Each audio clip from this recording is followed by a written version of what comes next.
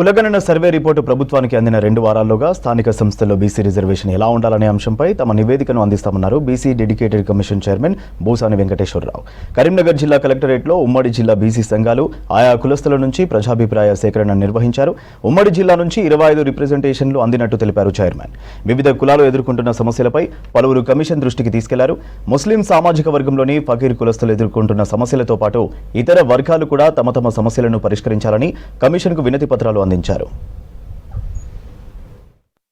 తర్వాత BC associations individuals కానీ association వాళ్ళతోటి రిప్రజెంటేషన్స్ తీసుకొని ఏ విధంగా బీసీ కమిషన్ అది రికమెండేషన్ చేయాలనో అది సహకరించడానికి వాళ్ళతో రికమెండేషన్ తీసుకున్నాను.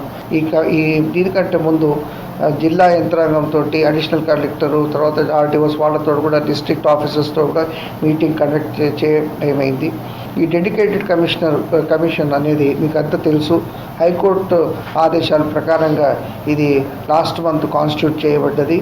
ఈ ఒక నెల లోపల ఈ రిపోర్ట్ ఇవ్వని చెప్పి గవర్నమెంట్ ఆర్డర్స్ లోపల పేర్కొన్నది. అయితే ఇప్పుడు ఈ కులగణన సర్వే అయిపోయిన తర్వాత ఇవన్నీ కూడా ఎగ్జామిన్ చేసి తొందరలోనే గవర్నమెంట్కు నివేదిక సమర్పించడం అవుతుంది.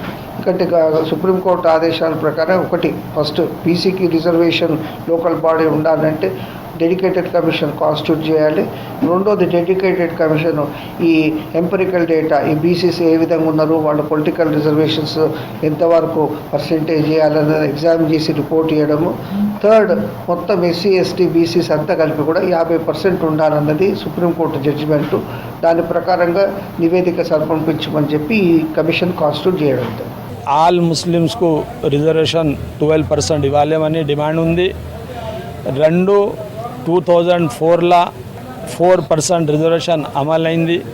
దాంట్లో ఒకటే కమ్యూనిటీకు లాభం 20 సంవత్సరం దాకా అవుతుంది. పాపులేషన్ ప్రకారం తెలంగాణలో మన అందరికీ ముస్లిమ్స్కు 12% రిజర్వేషన్ తప్పకుండా రావాలి. ఇప్పుడు 133 కులాలన్న బీసీలు మనకిచ్చింది 10% అని అంటున్నారు. 10% సరిపోదు. ఎందుకంటే 50% వాళ్ళకు గదే 10%, 6% వాళ్ళకి గదే 10% సరిపోదు. మహిళలు అనడం వరకే కానీ మహిళలకు మన అగ్రవర్గ కులాలకే పనిచేస్తున్నాయి. బీసీలకు ఎస్సీలకు పనిచేస్తలేవు, ఉపకులాలకైతే పనిచేస్తలేవు. బీసీ వర్గాలని ఎంతవరకు కులగణన పెట్టారు కదా, అది వర్గీకరించి ఎంతవరకు మా వాట మాకు కావాలి. మరి విశ్వబ్రాహ్మణ కులంలో 5 గ్రూపులుగా బీసీ కమిషన్ వాళ్ళు బుక్లెట్ చేసి పెట్టడం జరిగింది. మేము అది కాదు, ఒకటే కులంగా ఒకటే దానిగా పరిగణించాలని చెప్పి మేము కోర్టు మెట్లు ఎక్కడం జరిగింది. దానికి అనుగుణంగా మాకు కోర్టు కూడా తీర్మానం